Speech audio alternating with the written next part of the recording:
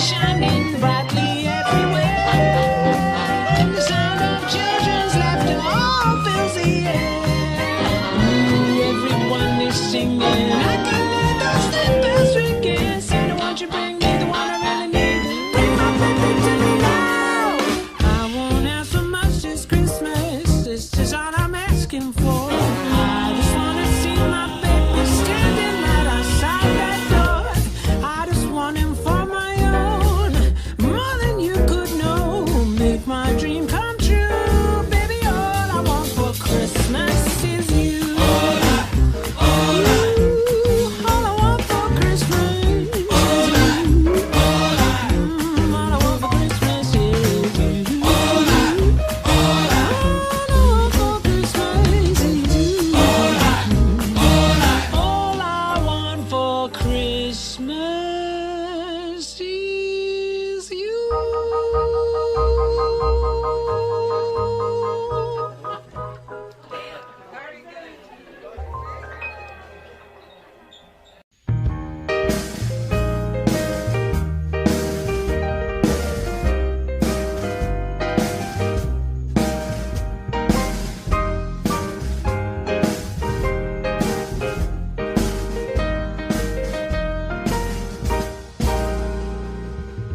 Well, nice to meet you. Where have you been? Well, I could show you incredible things. Magic, madness, heaven sent. Saw you there and I thought, oh my God, look at that face. You could be my next mistake. Love's a game, one to play. Well, new money, suit and tie. Well, I could reach like a magazine. Ain't it funny? Rumors fly. And I know you heard about me. So hey, let's be friends. I'm dying to see how this one ends. Grab your passport and my hand. I can make it back, guys, good for a weekend. So it's gonna be forever, or it's gonna go down in flames. You can tell me when it's over. The high was worth the pain. Got a long list of ex-lovers that tell you I'm insane. 'Cause you know I love the players and you love the game. We're young and we're reckless. Well, take this way too far. It'll leave you breathless, or with a nasty scar. Got a long list of ex-lovers. They'll tell you I'm insane, but I got a blank space, baby. I'll write your name.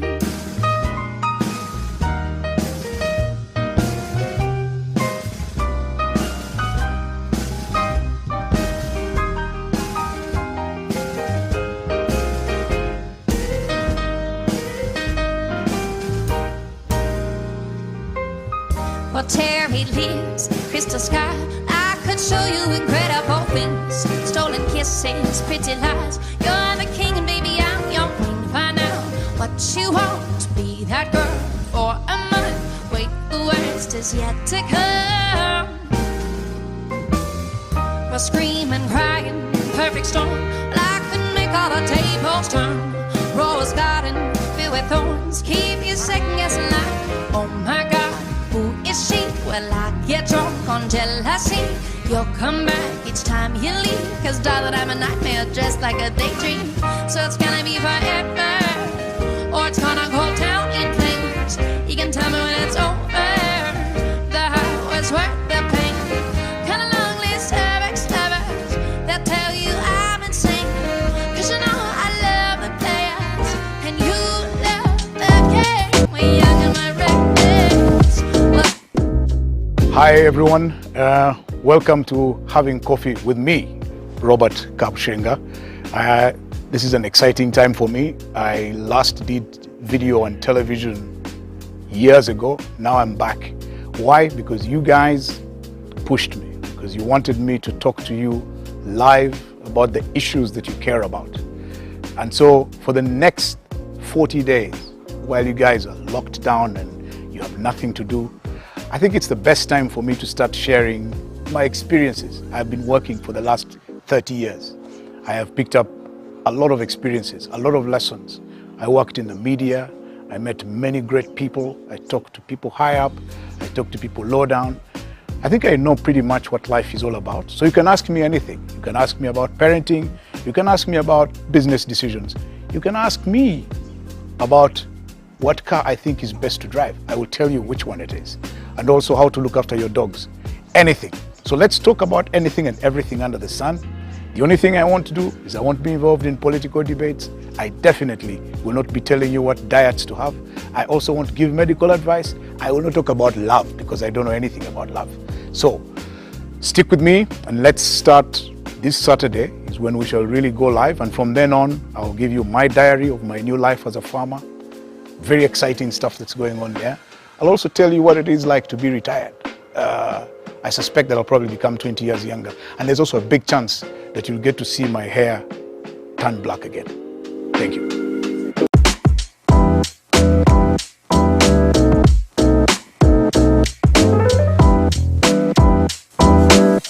I didn't think that. Okay. They are not hearing you, so you can have the conversation. Now saying guys saw that. And he told me, man, you cannot deny that you're not a relative of Mbabazi. So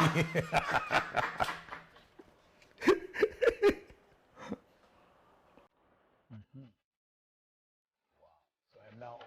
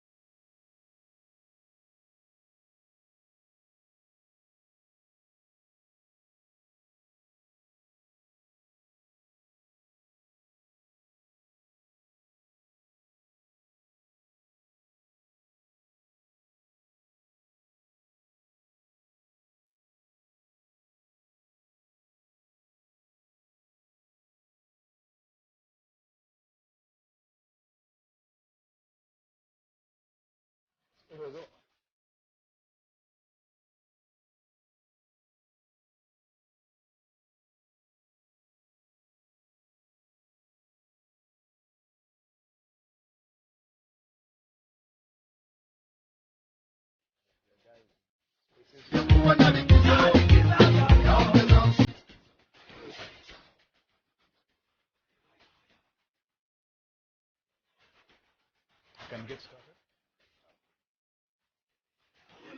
Good evening, everyone, and you're welcome to the Having Coffee with Robert Kabushenga on 40-Day Mentor, which is likely to be the last, but I'll tell you what is going to come after this. So let me welcome everybody, those of you who are on Zoom, and the guys who are on YouTube, and of course the crowd, the guys who are out there on Spaces. You've made this one of the most interesting platforms that I've had to engage with in a very long time. So I want to welcome you all to this edition. And as you know, I'll be talking about, as I told you, I'll be talking about marketing, sales, and PR made simple. Now I want to warn you, I am not an expert in these things. I didn't study them. I am not a professional. All I did was run an organization and get involved in activities in order to understand what these things are. Professionally, I'm actually a lawyer, but you know, when you go to Rome, you do as the Romans do. So when I found myself in a business context, these are skills I realized I had to learn. And so I want to share with you these things because sometimes they're wrapped in far too much myth, and so the people who benefit from them want to mystify them and make it appear as if sales is such a big deal, marketing is such a big deal, and PR is wow. So you ordinary mortals can't understand what it is. No, it is actually for anyone out there trying to run a business or thinking of selling themselves. And I'll explain to you how this works.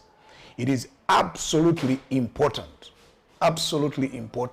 that you get a grounding or good knowledge of sales, marketing, and PR. Now, they themselves, those are big subjects as they are. I mean, people do master's degrees in these things. So I am not going to give you a master's course or a crash course. I'm just telling you things I discovered during my time running a business. And it doesn't matter whether you're running a corporate business like a huge bank, or if you're running a shop, or you have an online business where you're selling few little things, or you're even running an organization that may not necessarily be in business. You need to understand these things, because in those areas, those three areas, sales, marketing, PR, that's where the rubber meets the road, i.e. where the business or whatever it is you're doing meets the customer, who will then buy. If you don't master those things, you will never be able to achieve the objectives from a business standpoint. So if you're selling clothes or shoes online, or if you're like my friend Navasiria, you're selling tomatoes, you still need to know about marketing. You need to know about sales. You need to know about PR.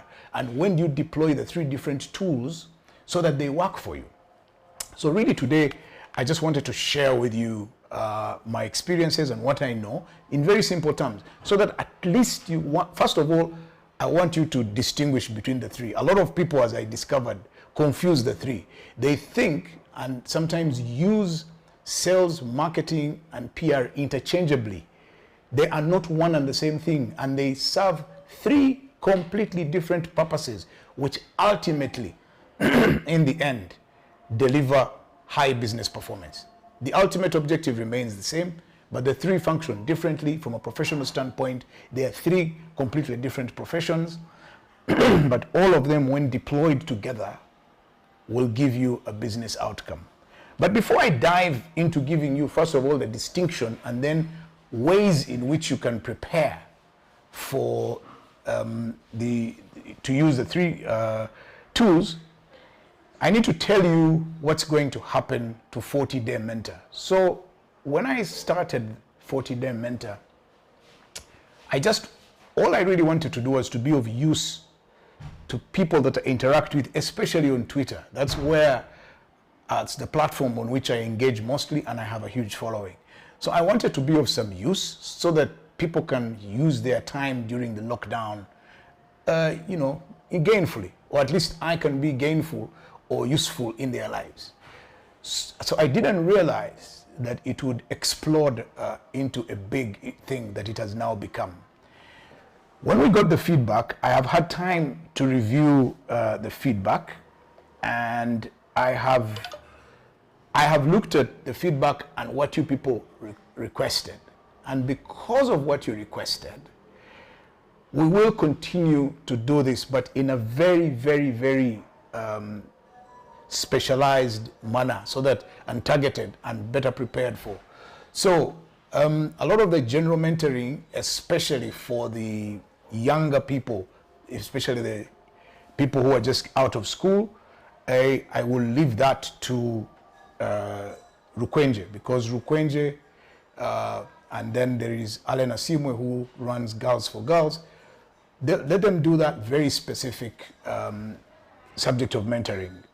I've done my part, I've explored it. Also, the leadership questions and master classes and things like that, I'll leave to Otoa. Otoa, he will do the leadership, and he has got his Ubuntu leadership, and I think it does a fantastic job. Yeah, he will do the leadership and the master classes, and then hopefully one day he'll teach us how to roast meat. That's Otoa. I want to focus, and I'll speak more about this on Twitter. I want to focus on bringing out the voices of the future, and also the voices that we don't hear from at all, who can come in and just enlighten us on some of the specific areas where we need to pay attention to. And I really look at this mainly for people who are, let's say, between the age of 25, 28 and the age of 40, and then even above, because a lot of people are facing challenges. So for instance, people at the age of 40 are beginning to think about retirement and what happens after they go out of employment. There are people thinking about getting to the top. So those are the subjects that we'll look at, and I'll make sure that I am not working in competition with other guys. So this is how this will work. My main platform will continue to be Twitter, because I believe that on Twitter, two things happen very well. One, we spend the day discussing and building up. And after that build up, we have the audio discussion, and everyone, wherever they are, as long as they have access to data, can listen. So they don't have to be seated in one place. Secondly, after that, the discussion can continue. People have engaged. And one of the most rewarding things that I have seen since we started doing this is that a lot of our mentors have actually picked up the mentoring activity and carried on and are very dynamic and engaged with their audiences. The other thing, therefore, is I hope that the people that I bring on this platform can continue to carry on the mentoring in their own circles. The mentoring demand, from the feedback I've got, is far too huge for us to exhaust it. So all of us, the mentors that have been on this show, please continue to engage with the people who have followed you. Show them the way. Show them they've followed you because they've seen hope and expectation. So please continue to mentor them. Continue to engage with them, even when they raise issues and ask you questions. They're not a burden. They're not an irritation. They're desperate to learn. They want to get ahead. So I appeal to my mentors that I've worked with. Please continue the activity, because I can already see that people are asking you questions, and they're quite, many of you are doing it dynamically.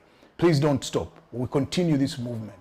There was also a request that at some point, the 40-day mentor should be an annual event that we do intensively. Well, that's something we shall consider, and we'll do it again. If there is a third wave and a third lockdown, then we will come back in. So we'll be very prepared. So there is a future. So although the 40 days have ended today, and as I promised, the daily interaction from 7 p.m. to 8:30 ends today, I will continue to do this on Monday, Wednesday, and Friday. It will be better planned for and more specialized, and we'll bring, as I said, new voices. We'll have voices from the future, because there are a lot of young people, as I've discovered, who are doing incredible things and are doing great things and are inspirational. But there are also people who have done stuff that we have never heard from, and they have stories to tell. So I'll keep bringing those, and then I'll also try and find ways of balancing the genders. So I think that please do remain hopeful that I am around, and I will continue to be useful, and you'll continue to benefit from what I know. And then let's see where this goes. So starting on Monday, we shall do it 3 times a week. And as I said, you can reach out on Twitter, engage me. I am quite happy, even when I'm at the farm in the banana plantation. Sometimes I get network and I can engage you. Right. So much for the future. Yes, the future is good and it is bright. But maybe before I even go there, because I might forget this, I really want to thank the guys at Apt Media, because they are the ones who make this possible. I don't have any equipment of my own apart from my phone. And sometimes the internet has been dodgy, but I know that the service providers have been reaching out to me in the last couple of days to see how they can optimize our experience. So that's really where we are. Also, I have some suggestions. I will engage you guys in a Twitter discussion on this as to whether we should accept sponsorship. We're debating it because these things cost money, and we need to find a way to make it work and sustainable for all of us. Brilliant. So let's get started on marketing, sales, and PR. So as I said, these 3 things are completely different and have completely different purposes. And they're useful to anyone who is in some kind of business or is looking to be effective in any organization. Please never mix up. Marketing is not PR. PR is not marketing. Marketing is not sales. Sales is not PR. Please, if that's the only lesson you take from today, those 3 things you should learn. They are 3 completely different in areas of professional application. Don't get mixed up. And people go to school to study this stuff. professionally, and they exist and you can use them. And please listen to them. It doesn't matter what you know. You know, many years ago, I ran into two people, and one of them was a celebrated brand and marketing personality in South Africa. And the other one was a very experienced communications person who had actually risen to the level of an ambassador. Both of them were working for a telecom company. So I asked them, we were sitting and having dinner, so I asked them, I said, what's the difference between what you do, your marketing, your corporate affairs, and then the lady in marketing told me that her colleague does the writing, and she packages it to make sure that the colors are right. It was put as simply as that and delivered. And that's the day that I learned the distinction. And when I came back from my trip, the very next year, I persuaded the board that we needed to separate the three functions. And we did. And we had a lot of success doing that. We had the sales team led by a different person from the marketing team, because before they were merged, and what we then realized that when you have those functions merged under one person, one of the functions will suffer, and it will suffer depending on who the team leader is. If the team leader is a marketing person, they will have a bias towards marketing. If the team leader is a salesperson, they will just focus more of the time and resources on sales.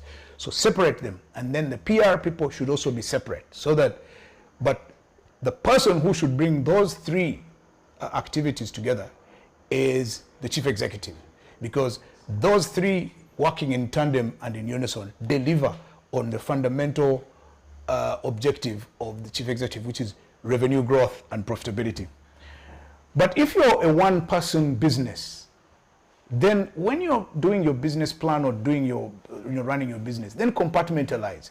List down the activities that you should be doing for marketing, list down activities you should be undertaking during sales, and then those that are PR, so that you don't mix them up, because then you'll get completely confused and you won't know where to focus. So let me start by telling you what PR is. PR is very simple. PR is communicating to the world, to the general public, how you want to be perceived. That's in other words, you are building, with PR, you're really building your reputation and managing it. PR is really essentially about reputation management and how you want, so in other words, how you want to be perceived, and therefore how your reputation should be built and managed. Marketing, on the other hand, is communicating the value of your brand. What does your brand do for people? And why should people love it and therefore act on it? So marketing is about telling people that I have a brand of this nature and this is what it does for you. PR is about reputation. This is my reputation and I want you to perceive me like this. So, and I'll give you illustrations to make my point. Then sales is about communicating to a very specific group of people, convincing them as to why they should buy your product. So sales is about getting a purchase executed. That's all that we're talking about. So the communication mechanisms, the plans that you draw for those three strands are completely different. So let me give you an illustration. Many of you go out there and you invest in grooming, for instance. You want to look good, you groom yourself in a particular manner, there is an image you want to cut.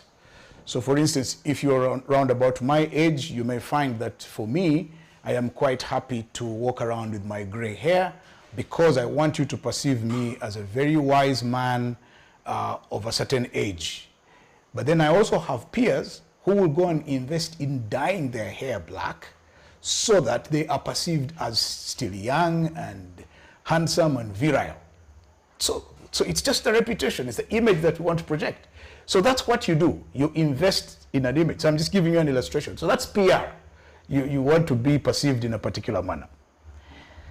Then, in terms of marketing, I, for instance, as I'm giving myself as an example, I will go and make sure that I am present on certain platforms and I am active there and I want to be perceived in a certain way. So for instance, I will come on to Twitter and I will want to be perceived as a farmer who is growing gonja or matoke or coffee, and I talk a lot about coffee because I am hoping that there are prospective buyers of coffee out there who will be interested in my product.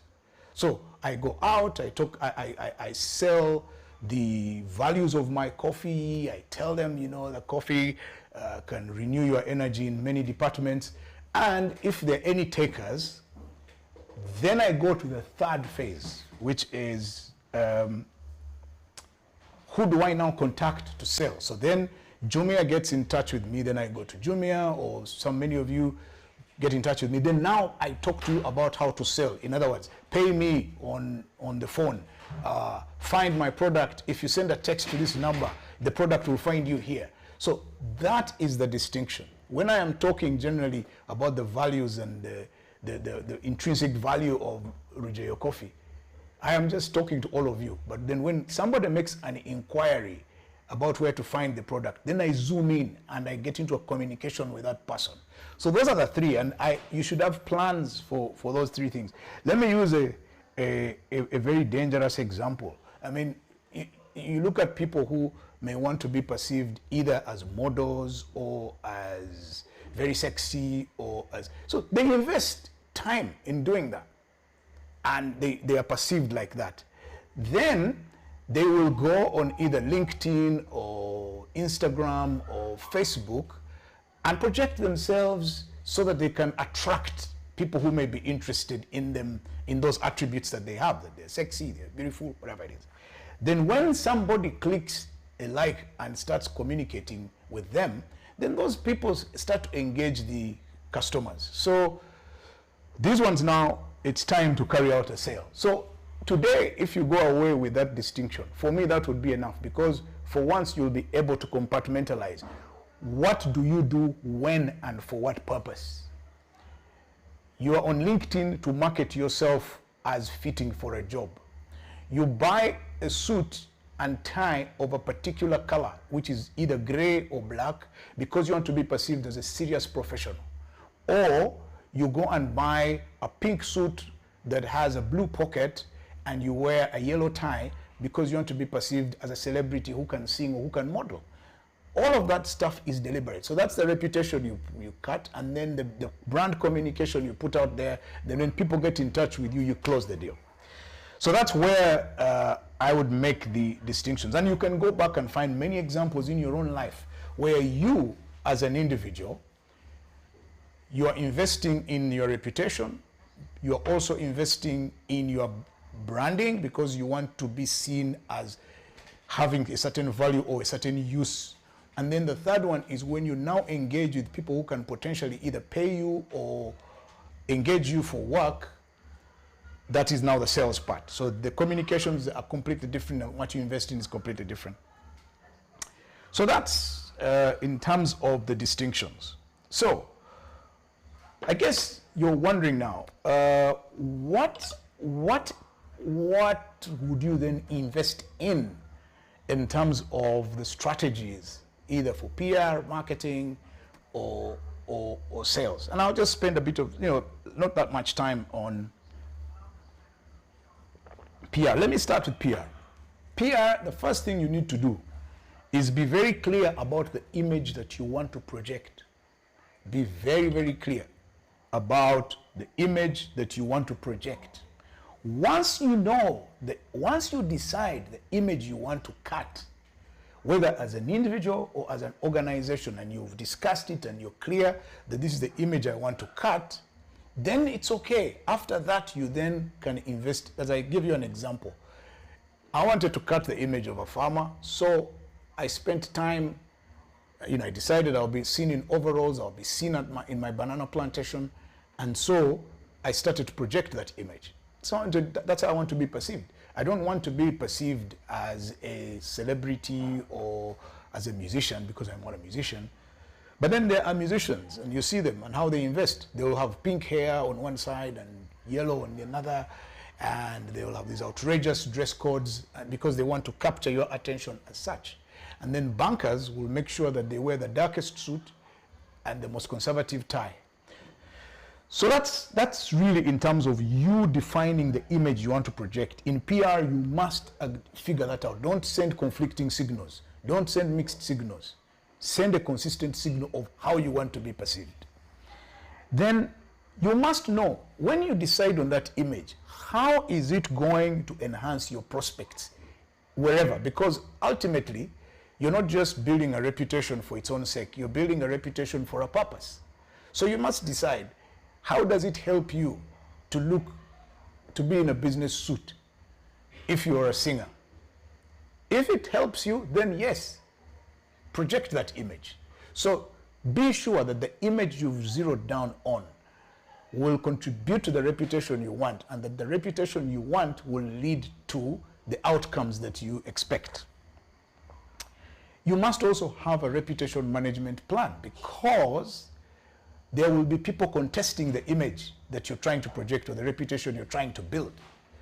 They will be throwing mud at you. They will be trying to tear you down. So you must know that in PR, reputation management is a continuous process. You're not going to just project once and hope that everybody has accepted it. You've got to build it. You've got to build it continuously. There will be guys knocking it down, and you've got to repair it and gloss over it. So you must have plans for that. The other thing which, and this one, please, please, please, I'm not even advising you, I'm begging you. If you are keen and interested in your PR and your reputation management, hire people who are trained professionals in that line. They exist. They studied communications. They know reputation management. Please hire those people. Don't hire the next good-looking guy or the next beautiful girl and think that you're doing PR, that if she turns up, everybody will like. No. There are professionals in public relations and in communications. Hire them. It will save you a lot of money, and it will save your reputation, and it will enhance your reputation. I'm saying so because I've been working with them for the last 30 years, and I know they're there, and they're very good at what they do. People think that anybody who can speak good English can be a public relations manager. No, they can't, not necessarily. They may not even be the most articulate person. What these people do is they understand audiences.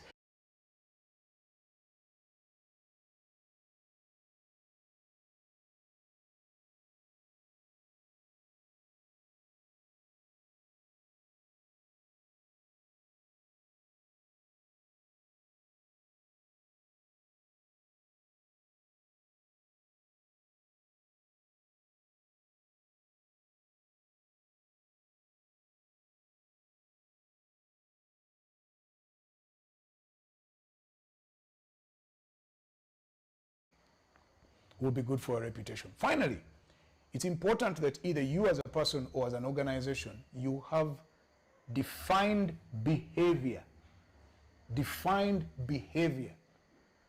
that will enhance your reputation. There should also be behavior that you frown upon. And you must know what is it that either you as an individual or you as an organization, things you will not be found doing, because they are not good for your reputation. Why is that important? Because if it damages your reputation, it will be very bad for business. So, for instance, I don't know now, but when I was still studying law, we used to be told that judges should never be found in bars.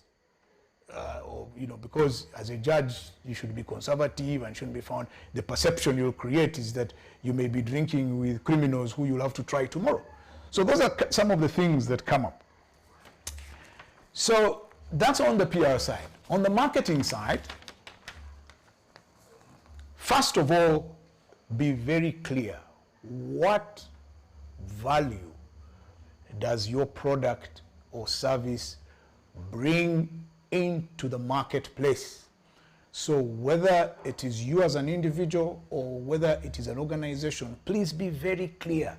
What value do you bring to the marketplace? So for instance, I may bring value to to the marketplace of being hardworking, diligent, and a qualified professional of specialized knowledge. That's at an individual level. So that becomes the value that you communicate regularly. Secondly, you could be an organization with either a service or a product. You must be clear. What does your product help the public, so that people can relate and connect with you? So if it is a telephone service, is it reliable? Is it clear? Or if you are selling food, is it healthy food? Is it delicious food? Is it a lot of food? Depending. You must define what your service or product, the benefit it brings to people. You have to be very, very clear about it. That's the starting point. Then you must also know what brand or how do you want the brand to be understood by the people who potentially can buy it. Then you've got to figure out where in the market. So where in the market do you want to be? So do you want to be everywhere? Are you a general person, or do you want to address a very specific market? Because it's important that you know who you're communicating to. Otherwise, you'll communicate to everybody. Like one of the jokes we used to have is that all the radio stations based in Kampala with their broadcasts facing Lake Victoria were transmitting music to the fish in Lake Victoria. So you're talking to everybody and to nobody in particular. The other thing, of course, is you need to know where are the people, now that you've decided I want to be in this market segment, where are these customers? Where are they? And once you know where they are, how do you reach them? What kind of promotional activities do you do? I see a lot of people on social media broadcasting generally. Please support my hustle. I have got shoes to sell. No, out. Whose shoes are you selling? Are you selling men's shoes? If it is men's shoes, which type of men? Is it men who are in employment or in business or whatever? You must figure that out, because that will help you to deploy your energies in terms of marketing where you should be relevant. Then, this is critical. In terms, please figure out, please figure out who is competing with you. Let's say you're a man and you're going for a girl, and you are now marketing yourself. Okay, let's go.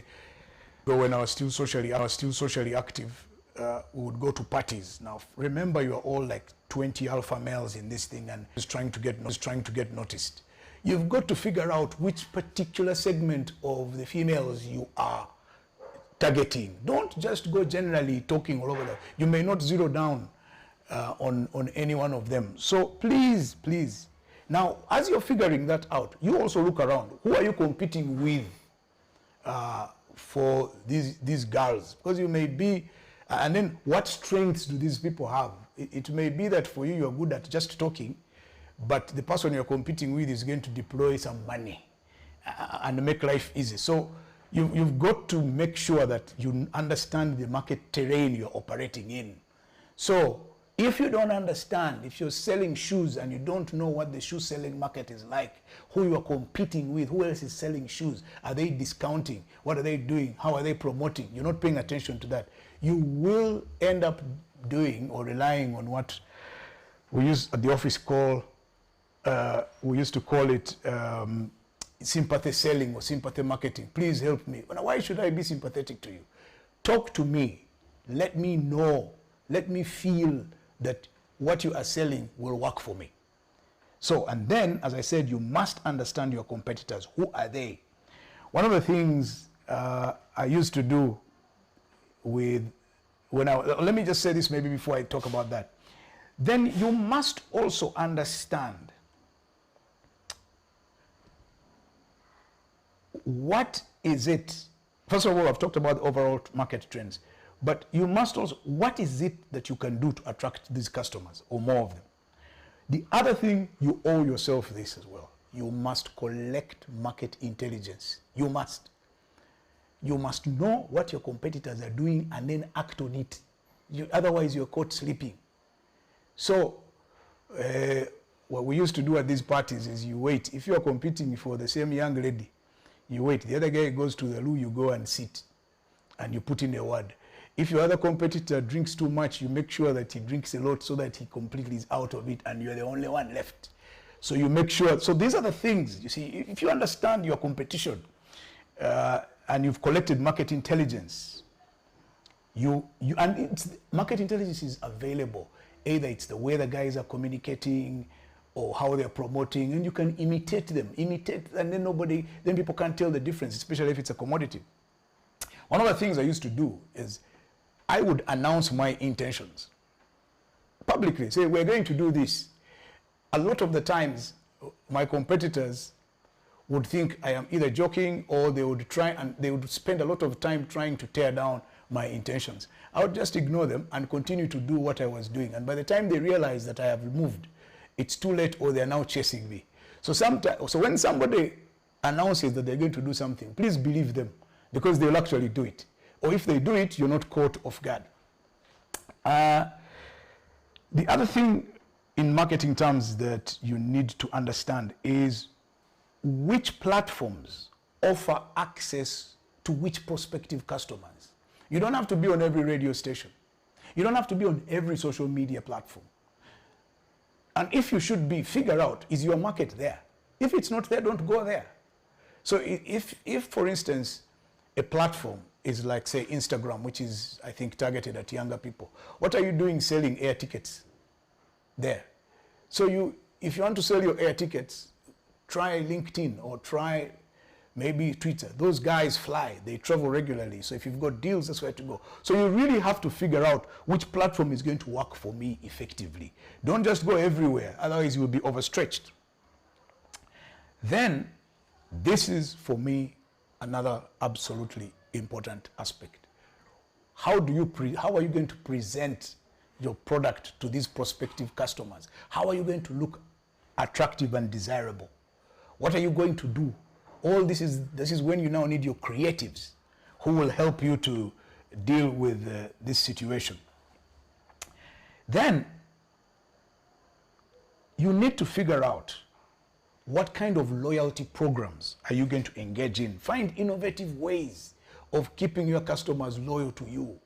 How do you do that? And all of us need customer loyalty, all of us. How do you ensure? And there are various ways. Organizations will do it differently. Individuals will do it differently. That's why you have people calling. That's why you have people contributing. That's why all of these are possible initiatives that you can undertake to ensure customer loyalty. Also, keep checking. Have a mechanism that checks which customers have dropped off. It's the marketing guys. This is where the marketing guys will help the sales guys. Which customers have dropped off? Why did they leave? Can you analyze that? So that's on the marketing side.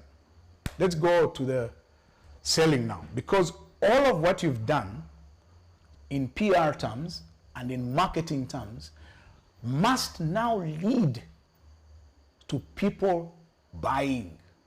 Customers must come in, must now be interested enough to buy. Now, this is where the sales guys come in. Now, the sales guys are not going to go and start praising the qualities and whatever's of your product or yourself. The sales guys now zero down on dealing with individuals or people or that will actually buy.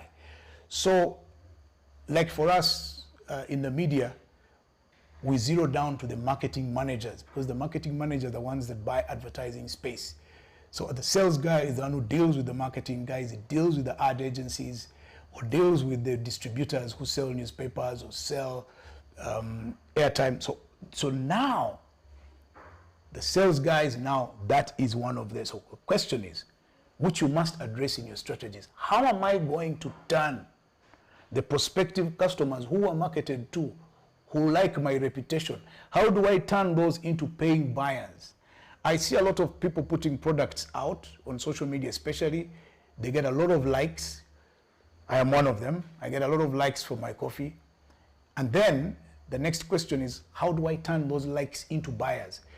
If I manage to turn all my followers and the people who like what I do with Rujo Coffee into buyers, I wouldn't be able to meet my demand. So the challenge is, how do I move beyond my reputation? How do I move beyond how I've marketed to them to now convert those likes and those follows into purchases? So that's where the sales strategy comes in. So how am I going to work with people who are directly responsible for buying? That's a question you should. So for instance, one of the things we used to tell people, in the beginning when we just started Bukede TV, people would ask, but this is a TV for low-level people, house boys, house girls, mechanics, salon hairdressers. And I would tell them the thing I discovered along the way. Many of you who are at home, you will send your house girl or house boy to the shops to buy things. Those people go to the shops and make a very fundamental commercial decision. What's the fundamental commercial decision? For you, you'll tell them, I want toilet paper. They are the ones who decide which brand they'll buy. You tell them, I want sugar. They will decide which brand to buy, whether Kinyara or Kakira or Lugazi. If you tell them, I want soap, they will decide which one to buy, whether it's Mukwano or whatever. So we then persuaded guys that if you'll be on our TV, because our TV is reaching some of the most critical people. They may not have the money, but they make the decision. So if you're in a shop and two people walk in, a man and a woman, and they're making a decision to buy either domestic things or clothes and so on, if I was the customer care person, I would pay a lot of attention to the wife, because whatever she says goes. The other guy just pays, but the wife is the one making the judgment call of what to buy. And then there are those of you guys who announce things on social media. You say, new arrivals. Why are you announcing to all of us new arrivals? If you know that you're selling to women, then address those. So you really need to know where to find these people. Then the other thing you must include in your sales plan is, how do you convert one-time buyers into repeat customers? Some people will use discounting.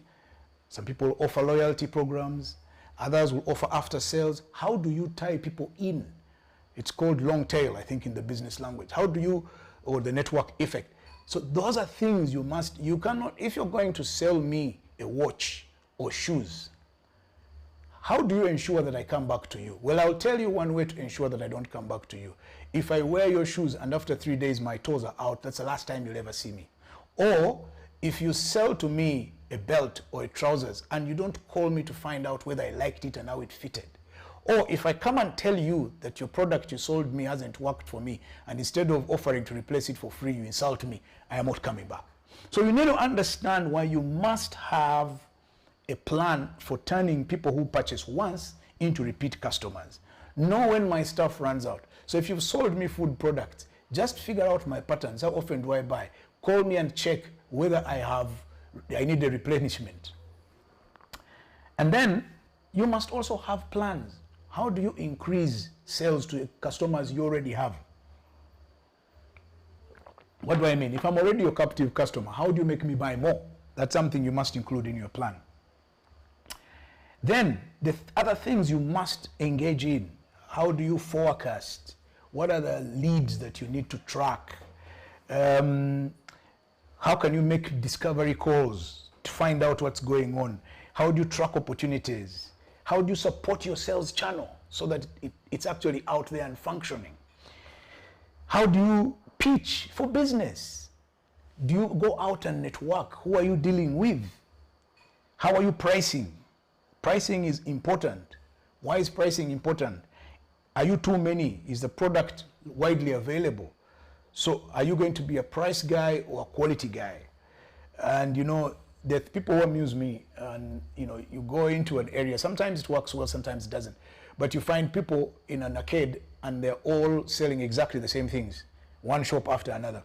So there it becomes a pricing issue. So if your product is not unique, then you're going to have to do a lot of discounting and so on. Then You know, there was a friend of mine who told me a story that really caught my eye. He told me, look, he used to have a supplier in Kenya. So he did so well. The supplier came and was trying to find out why this guy is very successful. He's one of the most successful dealers. When the supplier figured out why this guy was very successful, the supplier decided to come into the Ugandan market himself. So one of the things, if you're doing business, is please look at your suppliers for two reasons. One, if you're so reliant on one supplier, just fear that they'll either play you on the price or they'll come into the market. If you think I'm lying, talk to guys who used to sell cars in Kampala about 20 or 25 years ago. All the Ugandans who are dealing in cars, second-hand cars from Japan and Dubai, are out of business. Why are they out of business? Because the Pakistanis who are doing the business in Dubai figured out, well, we might as well just go to Uganda and do the business ourselves. And they came into the market. And then, of course, you're out of business. The Chinese, they're here. They're trading. You have to go there and buy from them for cash at exorbitant prices. They're coming here at discounted prices on credit. So all those are things you must take into account when you're drawing your sales strategy. That's going to be the nature of your supply chain. And on this supply chain issue, I really recommend one book that anybody who is planning to go into business or is doing business at whatever scale, go and read. The book is called Shoe Dog by Phil Knight. I think it's Phil Knight. He's the guy who started Nike. That's a really incredible story that everybody should read and understand the supply chain challenges that you could face, but then overcome them and build a business. Then, how are you getting your product out to the market? How do you deliver it to where it's supposed to be when it's needed? I've had challenges with my coffee. Guys get very angry with me. How we can't find your product on the shelves. What are we going to do? Then I have to explain to them that I'm not yet on the shelves and they can't understand why. But you must be clear, and me, I am very clear. My product for now will be sold online, finished for now, until I have the scale and the resources to go onto the shelves. Then the other thing you must always have, you must have sales targets and review them regularly. Are you meeting them? If you're not meeting them, why aren't you meeting them? What is it you need to adjust? The other two, the reputation strategy and the branding strategy, those are long term. The sales is short term. This year we have a revenue target of X. Are we achieving it or are we not? And what do we need to do to achieve them? Just don't get involved in wrongdoing. So then, at the end of it all, what you must do is make sure that whatever sales strategy you draw or you come up with is built on what the marketing and PR guys are doing, so that it carries you. So whatever advantages you have on the marketing side and on the PR side, you can then leverage those to access the customers and be able to close your sales. So the only thing I'll say to you guys is that if you do only 65% of the things I have just told you, you will do very well in whatever it is that you're pursuing. And I'll say again that this applies to all the businesses, whether you're a corporate, shop, or a car boot salesperson. So take note.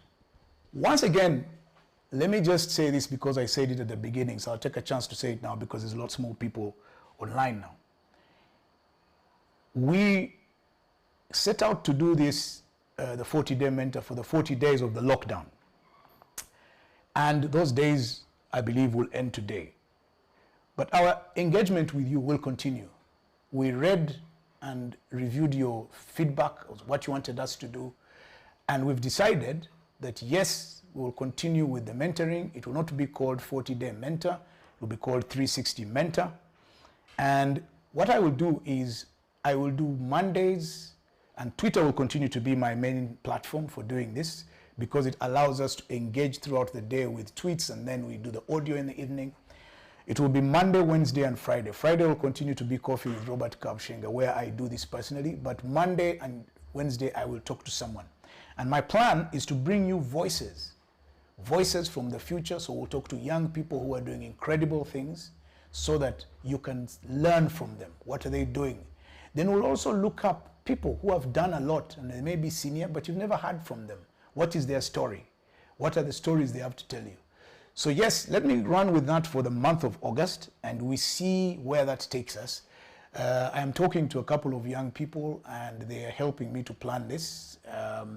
Maybe I should mention them. They've been really very helpful. Nakarubi, David Kanje, Nakarubi Hanifa, and Ruth Aine. I really, really value your perspectives. You really gave me an insight that I hadn't thought about. So we shall build on those conversations. And of course, the guys that I was working with, Tony Otoa and Rukwenje. I said earlier, let me say so now, that Tony Otoa has his Ubuntu leadership, and I think that he's doing incredible work in terms of leadership and master classes. Then there's also Rukwenje, who is mentoring particularly people of a much younger age, people straight out of school. I think Rukwenje has to be supported. He's helping us prepare young people so that the rest of us don't have to do a lot of repair work at a later stage. So if there are any good people out there listening, please support those two guys so that they can, I mean, this whole mentoring thing is so huge. And then, as I said, the guys who have mentored, and then for the girls specifically, there's Alena Sima with her Girls for Girls. Please engage her, because this mentoring thing is so huge. Now, the mentors that I've worked with, I urge you, please continue to engage with the audiences that have been drawn to you, because they've been drawn to you by your story and the things that they've experienced. Don't get tired. Keep doing it. Okay, I have spoken, and we have exactly 12 minutes, or is it 10 minutes, to take a couple of questions so that we can make the most use of it. So if you have any questions, my guys out on Spaces, if you're ready, just give me a sign, request. I'm waiting for your questions, if any. Otherwise, we've got to run, because I don't want to get into the time that the big boss is going to use to talk to us about COVID-19.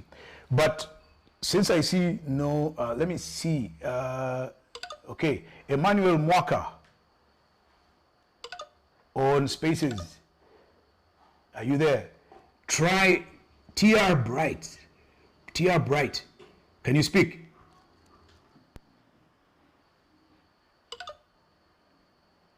TR Bright. Okay. Nyomyo 11.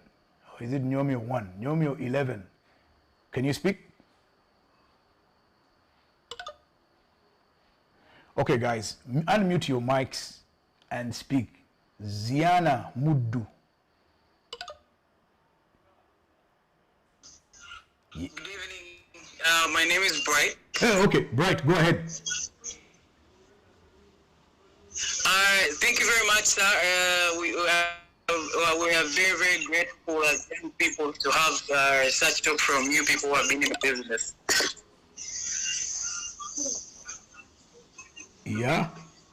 Hello. We can hear you. It's really bad. I can hear you. Yeah, but so I'm into. All right, I'm into which is the new trend of digital marketing and social media PR. Mm-hmm. And my question would be, do you think the trends of physical marketing are actually going to keep the same when we're actually taking a trend of digital marketing and social media PR? Okay, Bright, my simple answer is yes. All other forms of marketing continue to exist, because the market is so divided and diverse, and we're not all on digital platforms, and we all experience them the same way. There will still be people who want to touch an object and see what it feels like. As they say, the African's eyes are in the hands. So you'll have those types of people. But I also urge you, please find a way of compartmentalizing. If you're into social media marketing, maybe get a partner or someone else who does the social media PR. Otherwise, you'll get muddled up. Peter Odeke, let me hear from you. Thank you, Robert. I know you have heard this over and over again, but allow me to say it for those who are not able to speak today. Yes. We really want to thank you for the 40-day mentor and everybody who has been able to come and mentor us. It's been really, really useful. And I think turning this to today's topic, I think you have marketed yourself as somebody who is totally relevant to the society today. So on behalf of everybody, just thank you. Wow. Considering what I went through yesterday, this sounds like music to my ears. Okay. Irene Esther Mutuzo. Hi, Robert. Hi. Thank you very much. Yep. My question is around personal branding. How do you go about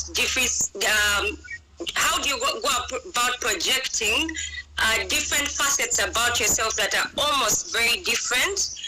For example, I'll give an example of myself. On one hand, I write and perform poetry, and it's sort of a product. It's something I earn from. Then on another hand, I'm also passionate about my career in PR and technology and the work I do. And sometimes it's a bit difficult to know what brand I should project, because all these are two different brands, but they're both brands that I'm very passionate about and want to grow. Yep. Okay, Irene, I'll tell you this. It's very simple. As I said earlier on, figure out what your value is to your different markets. Once you've worked that out, what it is, what's the benefit of you being in all those spaces, then you project, you invest in marketing those to the prospective audiences. Then you can also build a reputation around that. You want to project yourself as either a poet or as a PR person or both, depending on which audience you're talking to. Jackie Oloya in Germany.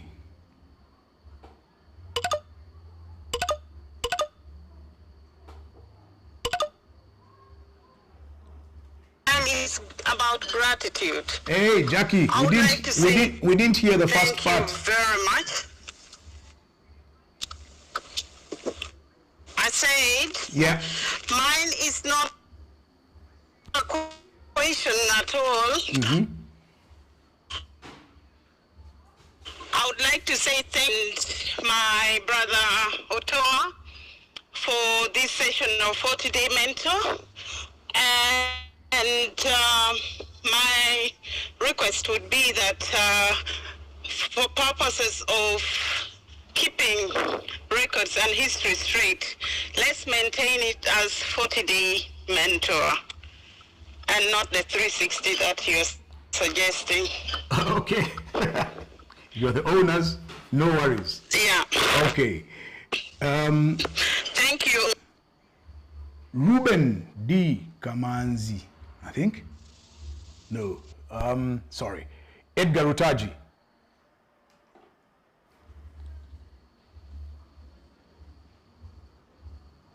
Edgar, are you there?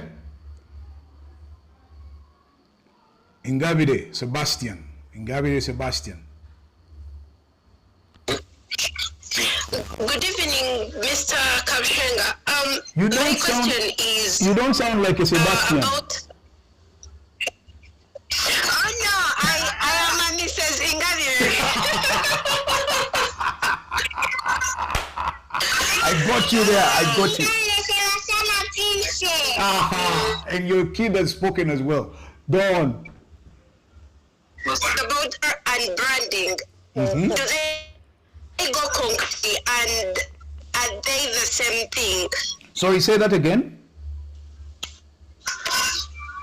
What and branding? My question is about branding and PR. Oh, okay. Yes. Branding and PR. No. Are they the same thing, No. and do they go concurrently? No, they are not the same thing. PR, as I said at Please the beginning. differentiate. Yes, let me say that again. Let me say that again. PR is communicating how you want to be perceived. That's about your reputation. You're not communicating what you're useful for. You're just communicating what image you want to project, how you want to be perceived.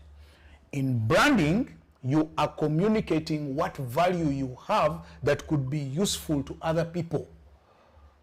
And so you are hoping that when people see that use, they will demand for it and pay for it. In reputation, you may just want to be known as somebody who is like that, and that's it, and you're happy, finished. You don't expect any business or financial benefit out of it.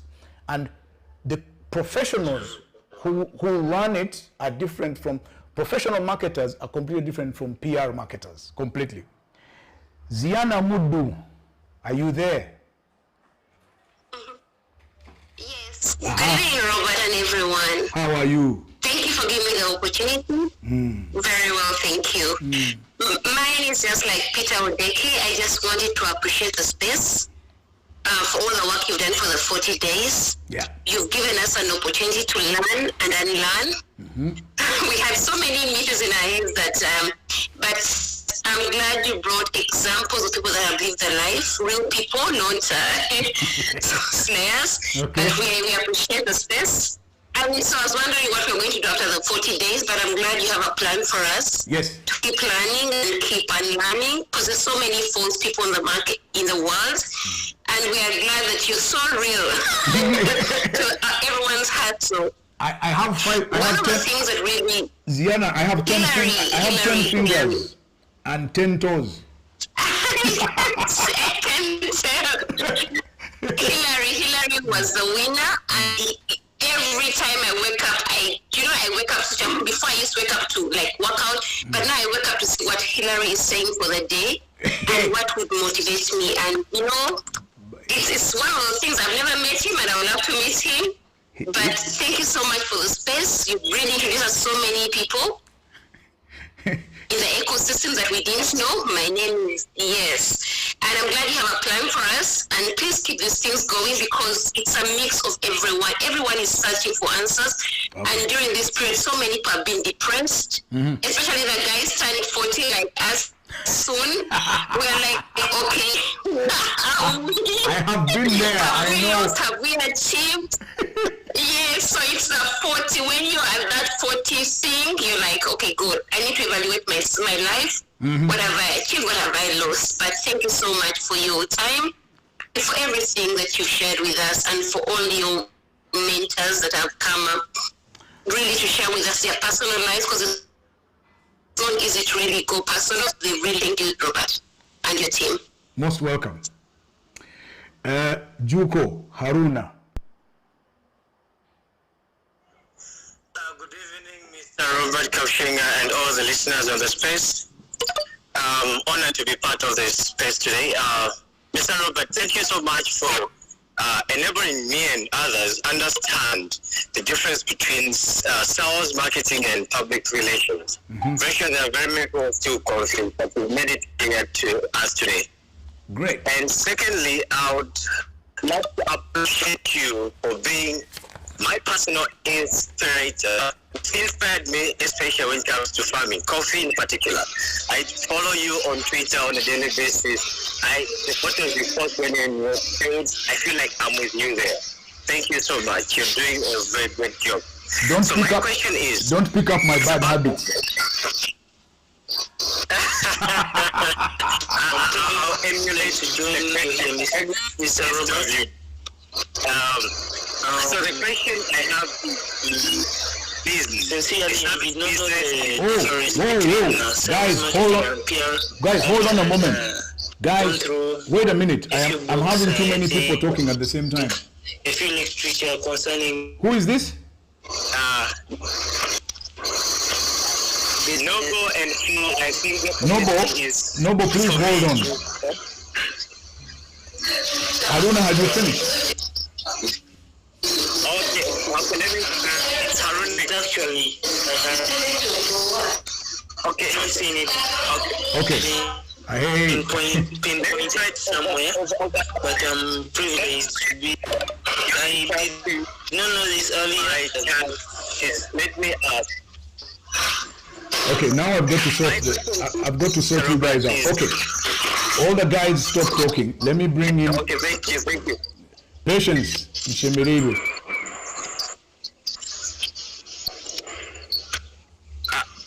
It's Haruna. Am I still? Okay, Haruna, ask your question very quickly. Yeah, the question is, in terms of business, there's a service business and a product business. Yeah. So when you're doing the marketing how different could you do it for a service business? What makes your marketing strategy different for a service business as compared to a product business? Because with a service, you cannot package like maybe shoes and put them in nice boxes. How do you best sell it to your market? Thank you. I know that my man David Kanje is listening, so he's gonna put these questions for me, and then I will answer them. But I need to get in as many people before we disappear. My good friend Tracy, let me hear from the Tracy first. Thank you so much, Robert, for this space. My question is simple. There are companies that cannot afford a marketing person, a PR person, a social media person, a comms person, so the person ends up doing all the work. Yes. What do you have to say about such a company, and how would you advise that person to take on the roles? Very simple. Have a plan for each activity. Then the person will follow the plans. But we can talk more on Twitter. Doreen, Namutevi.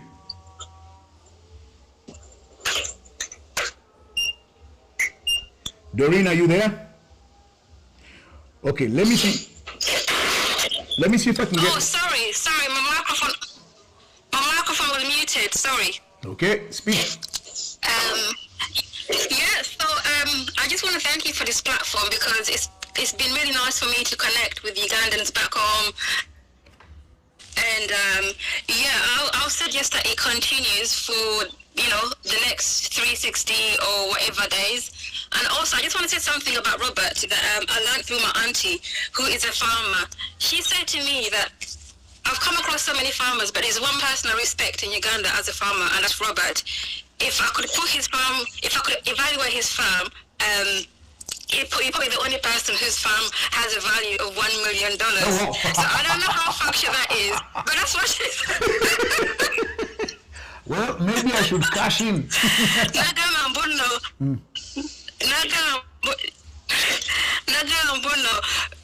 Abantu abaita farmers in Uganda. For you. Ambala, she's a serious farmer as well, and she's doing big things in Uganda. So that's what I wanted to say. Send me her details and I'll go and visit her. Edgar Rutaji. Oh, thanks, Robert. Yes. I'm very clear. You are. Am I? Perfect. Yeah. And thanks again. This has been amazing. Thanks again. Yeah. My question is, you mentioned in the case of a small business. Yes. You mentioned something about writing down all the individual activities and PR and the marketing and the sales. Yes. How can one then mitigate the risk of, because if you're a small business and it seems like you're doing all of those, how do you best mitigate the risk of drawing to one in particular, or being skewed to one? Because if you're doing everything, it feels like there's a bigger risk that one of the others will fall through the cracks. I get Thank it. you. All right. So it's very simple. If you cannot do, once you write it down, you will know the areas where you're weak, and you can either enter a partnership or you can get consultants. There are people who do this on a consultative basis, and they help small businesses. And it will be, you may need to spend a bit more money, but get professionals who are willing to charge you a little money. So you don't have to do everything. You may focus on the areas where you're strong and outsource others. I mean, you can't be your own accountant, for instance. You won't file your own tax returns. So you may need to find those areas where you need help. Kamakune, Stella K. Hi. Hello. This is Stella here. Yes. I also just wanted to add a voice to what other colleagues have been saying. Thank you, Mr. Robert, for the 40-day mentor. And for teaching me how to use spaces. Do you remember the person you phoned in the morning and talked spaces? It was me. So yeah, I've been enjoying these 40 days. I've learned a lot. Yeah. Thank you. I'm looking forward to learning more. You're welcome. Thank you very much. Patience in Shemireirwe.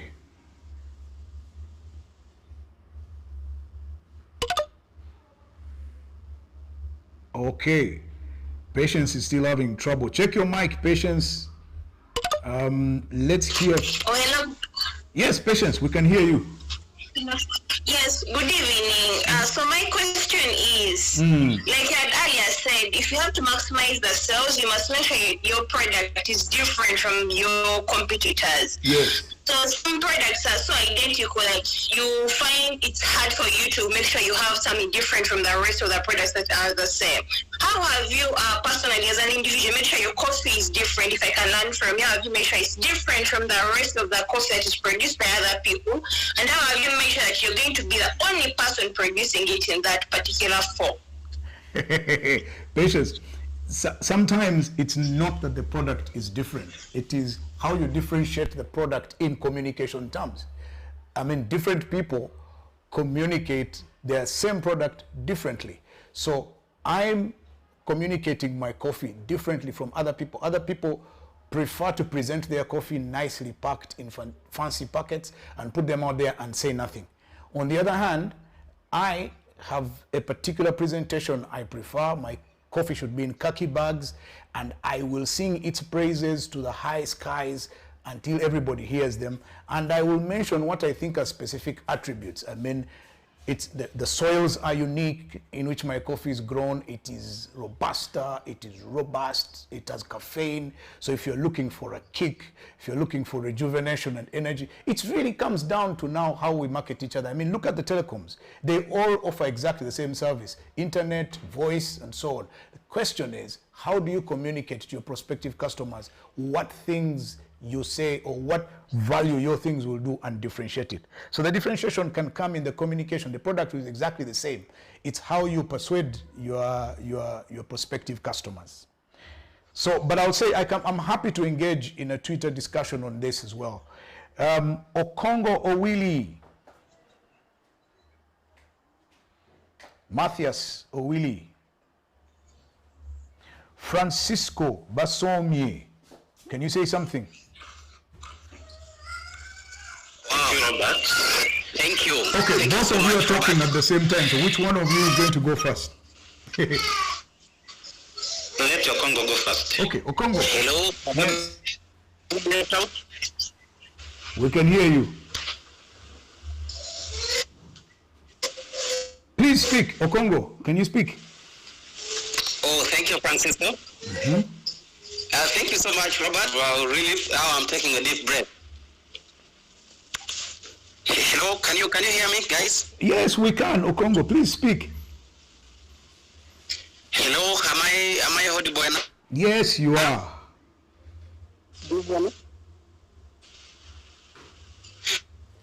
Oh, thank you, Robert. I my long-term idol. I've always missed on the spaces because every evening around this time I'm struggling to feed my young chicks. I didn't know about the spaces and what is taking place here.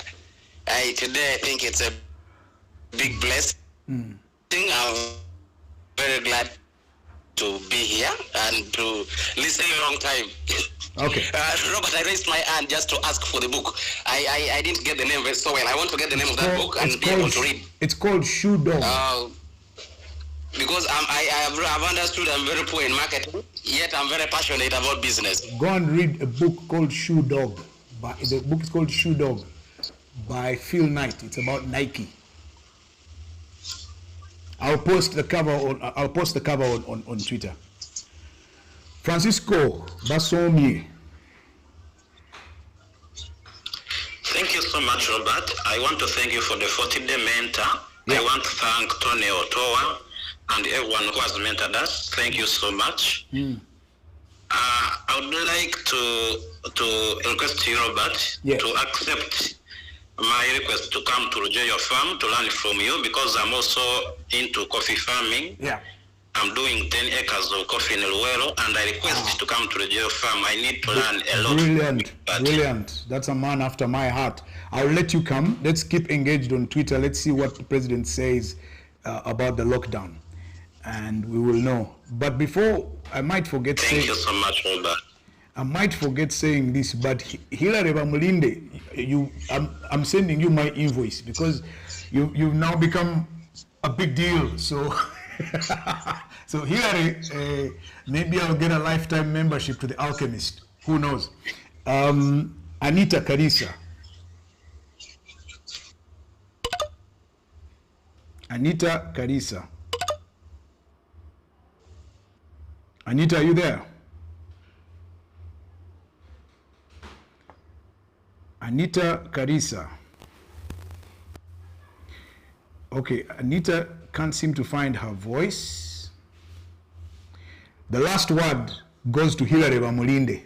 Hilary, you talk.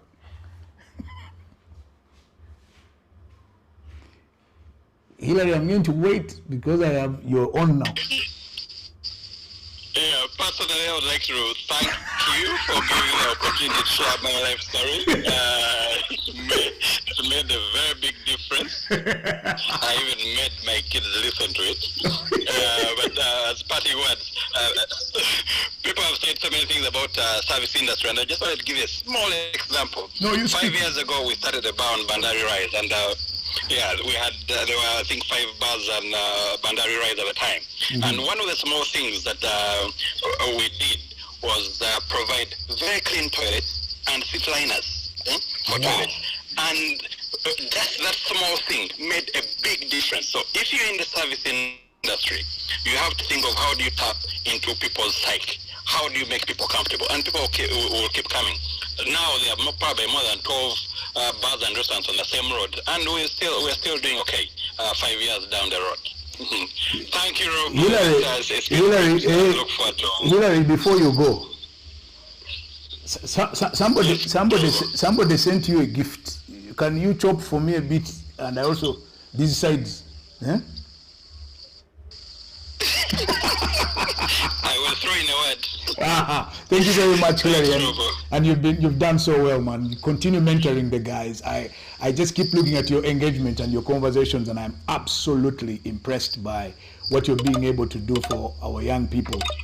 It looks like I still have some time for a couple of other people to speak. So there is Mayombwe Simon.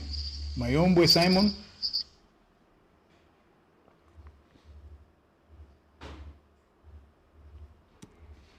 Mayombwe Simon. Okay, we can't seem to get Mayombwe. Anita Karisa, have you found your voice now?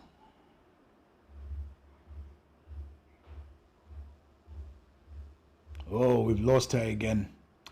Derek Arthur Nsobani. Derek Arthur Nsobani. Okay, I think we're probably lost a lot of voices there. Richard Mutabazi. Yes, Derek, is that you? Thank you. Can you hear me, Robert? We can hear you now. It's a bit bouncy, but we can hear you. Yeah, I want to thank you, Robert, for spaces.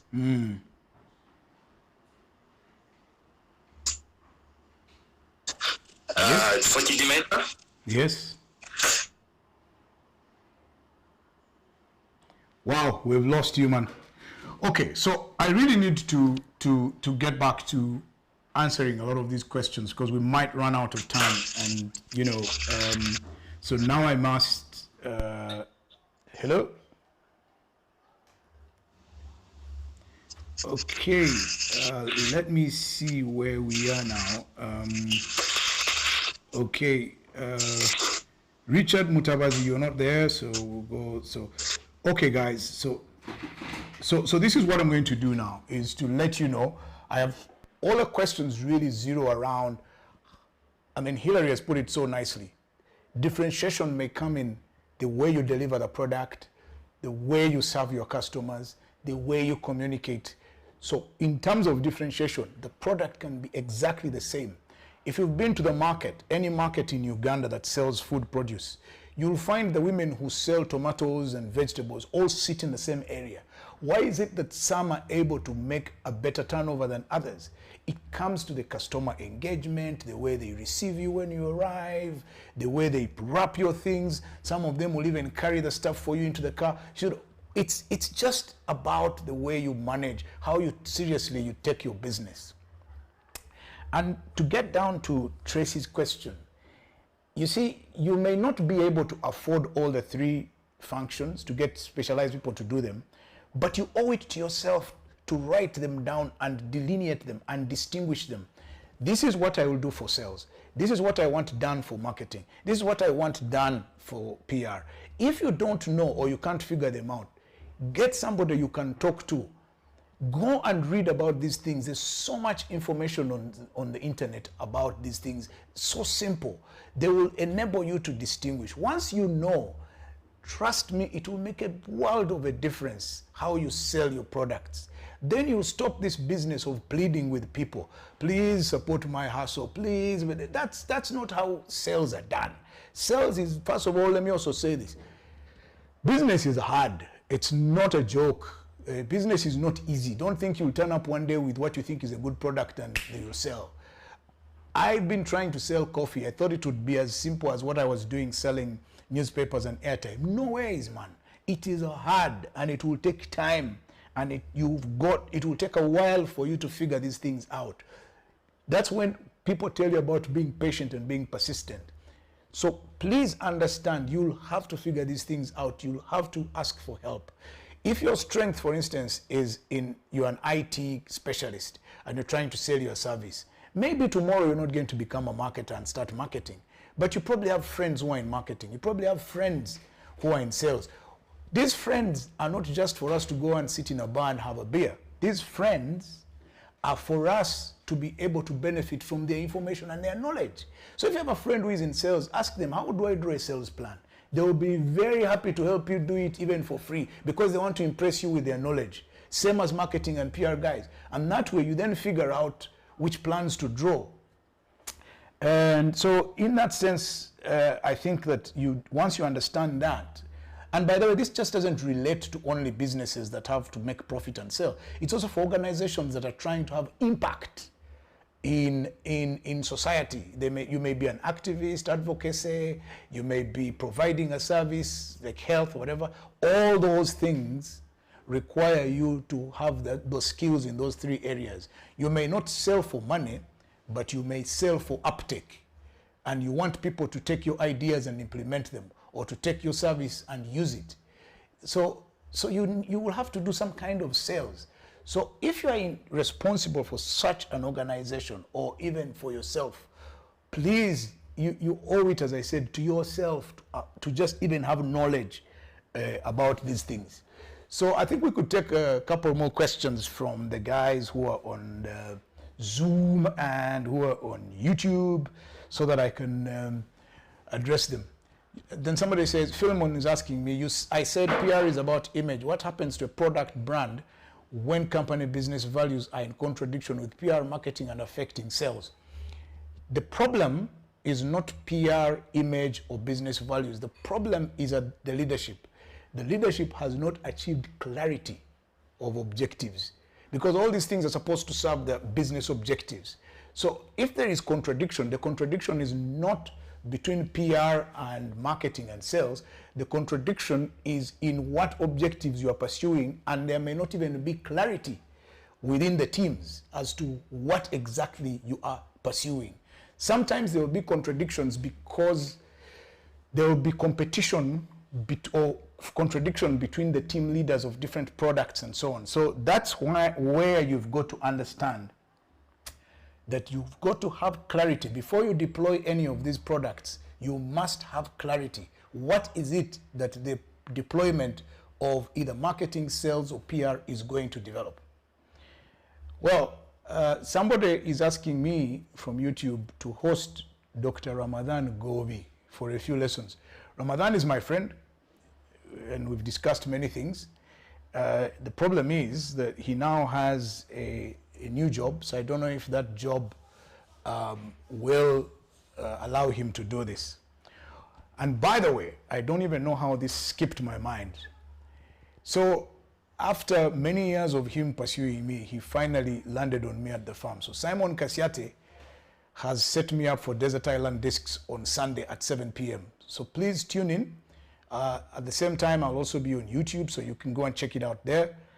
I have a story to tell, but the most important thing is I want you to tell me whether you agree with that my music tastes are good or bad. So please make sure that you listen to my story. I've been on Desert Island Discs a few times before. Each time I can't remember what I said the last time, but I have no fear of contradiction. So yes, so please make sure that you're able to, and then those of you who want to see what Rujeo looks like, you'll have an opportunity to see what it looks like. So that's that. Let me see if I can get Ruth Buana from Spaces. Ruth, what are you saying?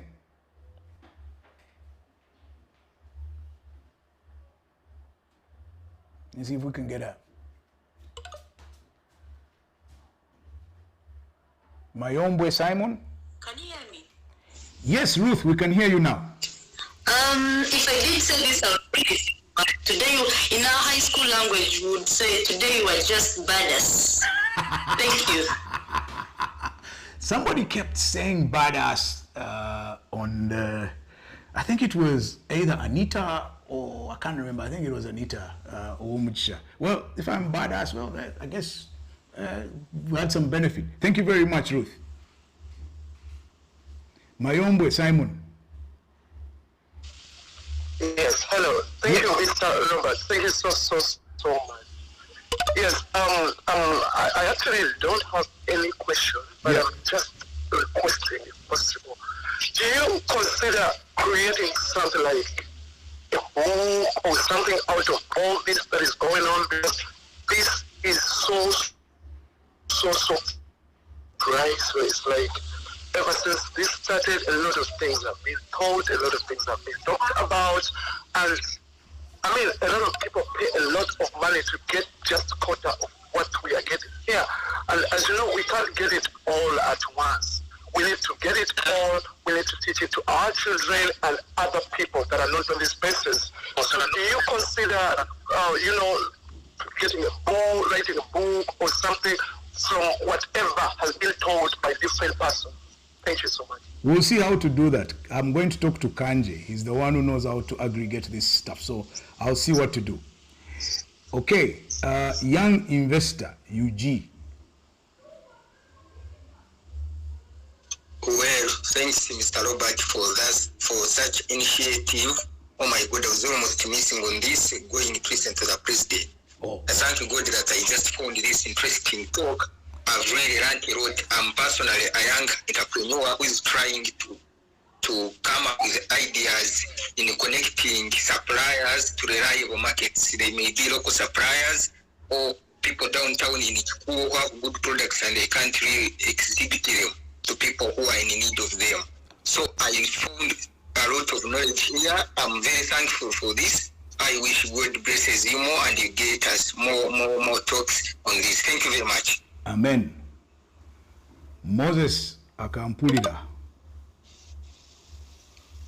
Thank you, Robert, for the very informative talk about public relations, marketing, and sales. For me, it was really informative. Most welcome. My question, thank you. My question is, myself and a colleague are doing a mentorship journey with young people out there in right from the village level, because there are a number of people who are not able, for instance, to log into spaces and listen to such a talk. Good. And they are doing a number of things and trying out, quite a number of stuff out there in the villages, and maybe some others are out of school. Good. And we're trying to run a program for them. Yes.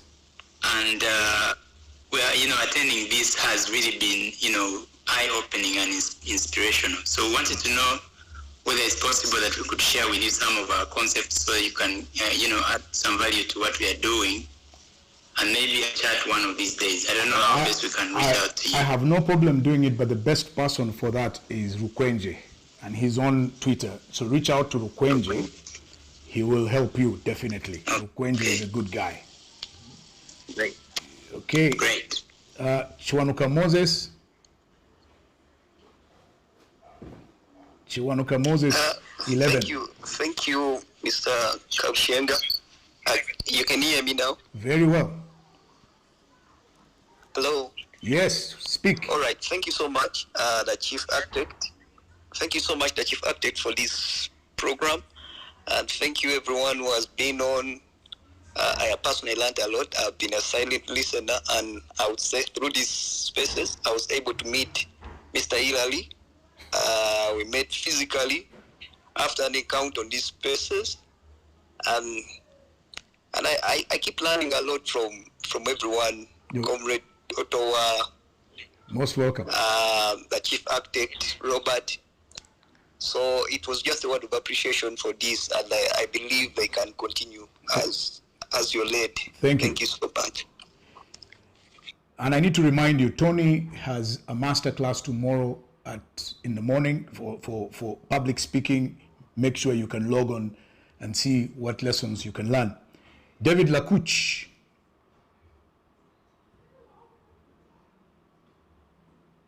David Lakuch. Yes, thank you very much, Mr. Thank you very much, Mr.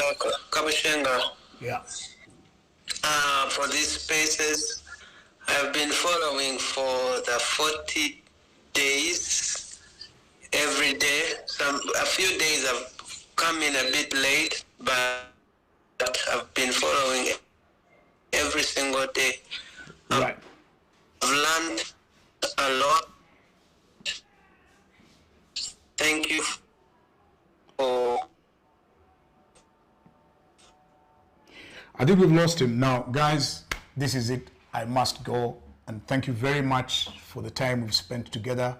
I promise you, my sessions will continue. And as I told you, I'll be telling you on my main social media platform, which is Twitter. And I'll tell you the session on Monday, the session on Wednesday, and then the Friday one. For now, it's thank you very much to you guys. My sidekick, Tony Ottawa, Lukwenje, who helped me with some assistants, Hanifa, Kanje, thanks for being there. Ruth, as I told you, so we're going to transform this into something. And I also need to go and hear what the president has to say. So it's time for me to check out. I want to thank the guys at Up Media, Solo, and Fuji. You've been great. We're now going to come up with what to do next. Definitely, we're not leaving you high and dry. Clearly, there is a great need for this, and we shall continue to do it. Have a fantastic weekend, and have a very good night.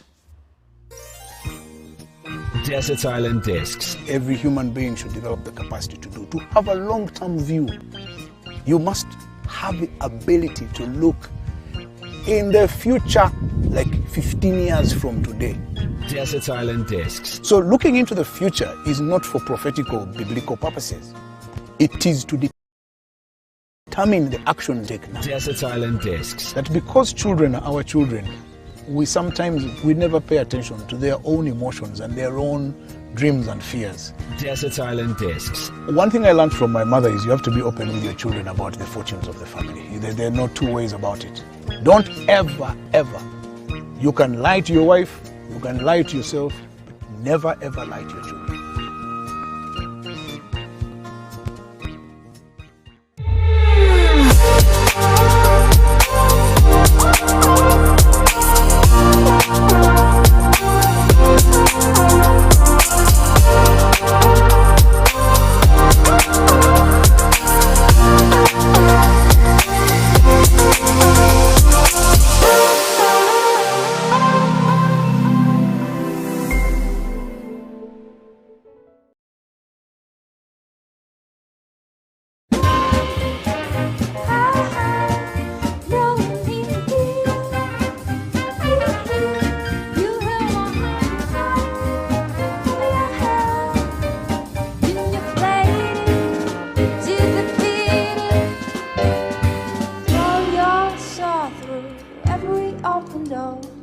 Kind of blessing to fall, not to look for. Tell my